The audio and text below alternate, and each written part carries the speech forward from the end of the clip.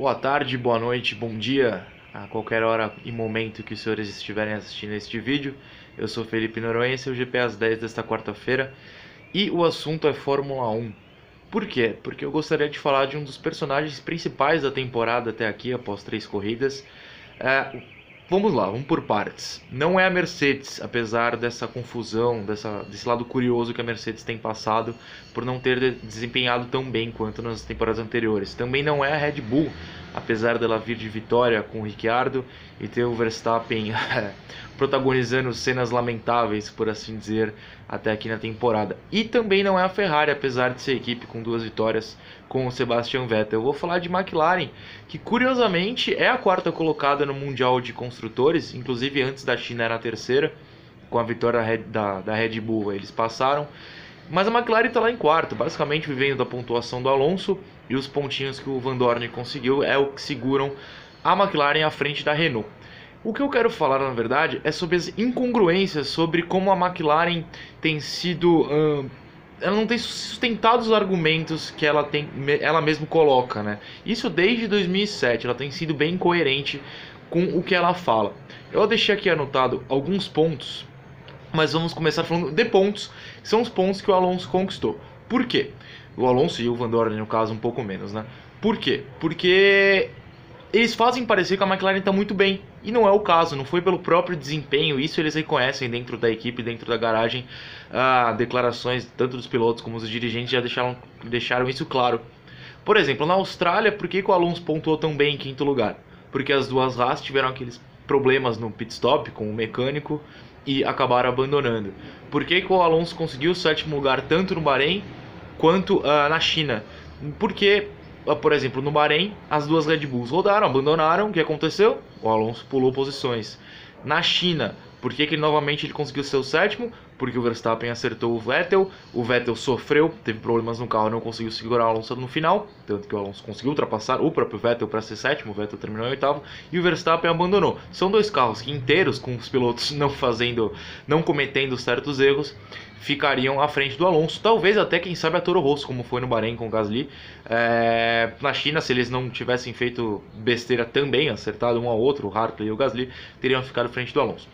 Pois bem, isso mostra que o desempenho da McLaren não é o ideal, mas que eles estão pontuando graças aos acasos da Fórmula 1. Quem assistiu ao paddock de terça-feira viu que a gente comentou muito isso, como a temporada está emocionante mais pelos acasos, pelas coisas surpreendentes que acontecem, do que em si pelas corridas, né? Pela qualidade que os pilotos estão demonstrando. As ultrapassagens não aumentaram, essas coisas que a gente gosta de ver não estão exatamente alteradas em relação ao ano de 2017, que em relação a ultrapassagens a gente sabe foi muito, muito fraco. Pois vamos lá, então eu anotei certos pontinhos aqui, certos tópicos, para a gente mostrar essa incoerência da McLaren. Vamos lá. Por exemplo, motor, né? Motor o principal, acho que sem dúvida o motor é o principal. Por quê? Eles prometeram em 2017 que o fim da parceria com a Honda, o contrato foi rompido, a gente precisa lembrar disso, o contrato foi rompido, não é que o contrato acabou. O fim dessa parceria com a Honda traria melhorias automáticas. O que acontece? Eles veem a Honda funcionando muito bem na Toro Rosso e veem a Renault não funcionando tão bem na própria McLaren.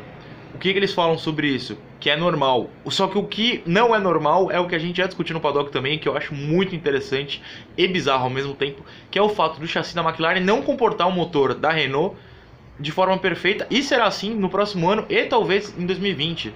Em 2021 eles vão poder conversar sobre isso para tentar encaixar de forma decente. É muito curioso isso. Como assim você assina um contrato?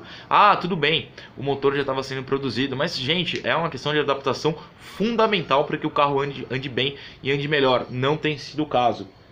Vamos lá, o Alonso é curioso, né? O Alonso ele gosta de falar e às vezes ele para nessas incoerências. O Alonso se falou que está muito triste, um pouco triste ao menos pelos resultados não terem sido além da 5ª colocação.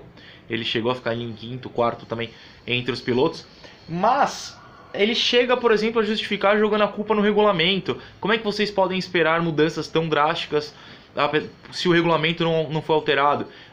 A gente está lembrando das promessas de 2017 de que o carro ia ser melhor, e o Alonso chegou a falar que tinha confiança em brigar por pódios. Não tem sido o caso. E aí depois joga a culpa em outros, eu acho errado, eu acho bastante incoerente, que eu acho que é a grande palavra desse vídeo. Por exemplo, outro ponto. O Alonso é fantástico. Ele diz que não tem observado o desempenho da Honda com a Toro Rosso. Só que também diz que observa com felicidade o desempenho da Renault com a Red Bull, a vitória do Ricciardo na China. Ué, ele tá observando ou não tá? Ele só observa o que interessa ou o lado positivo? Acho muito errado o Alonso falar isso também. Vamos lá. Esse ponto é importante. Por que a McLaren não consegue render na classificação, que é a justificativa que eles têm dado para ficar um pouco para trás no grid, não conseguir se recuperar, mas consegue ter ritmo bom nas corridas, segundo a própria visão deles? É algo assim que me deixa intrigado também. Por quê? Porque é obviamente fundamental que você se classifique bem para brigar lá na frente. Só que se o carro tá tendo constância nas corridas, tá indo bem, tá tendo um bom ritmo, acho muito estranho que não se espere no sábado essa situação, que não seja repetida. Enfim, incoerências. E essa aqui eu acho maravilhosa. Eric Boulier, o chefe da equipe, falou na última terça que o carro, genial, que o carro da McLaren é só uma evolução até aqui do de 2017, que o carro novo a gente ainda não viu, que só vai ver a partir do GP da Espanha, que é daqui a 2 corridas depois de Baku.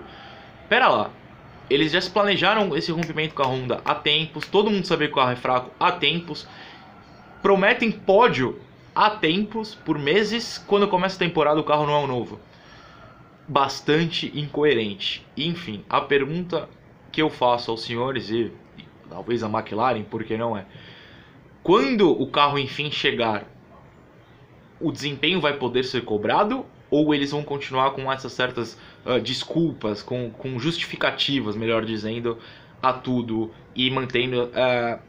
eles trocam, né? Eles falam uma coisa, depois justificam, falando, veja bem, não era bem assim. A gente vai poder cobrar a McLaren, enfim, quando esse carro novo chegar a partir da Espanha? Ou teremos que ouvir certas justificativas novamente? É um dos personagens, querendo ou não, principais da Fórmula 1 até aqui, a McLaren e o Fernando Alonso, um pouco menos do Stoffel Van Dorn, querendo ou não.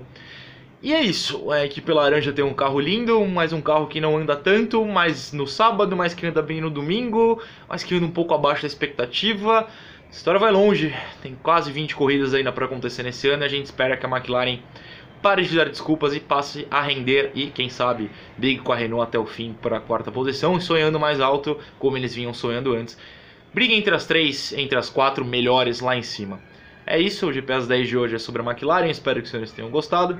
Daqui 2 semanas eu estou de volta, enquanto isso os senhores aproveitam todos os nossos outros repórteres, redatores, editores comentando sobre o mundo do automobilismo. Beleza? Valeu, gente, um abraço.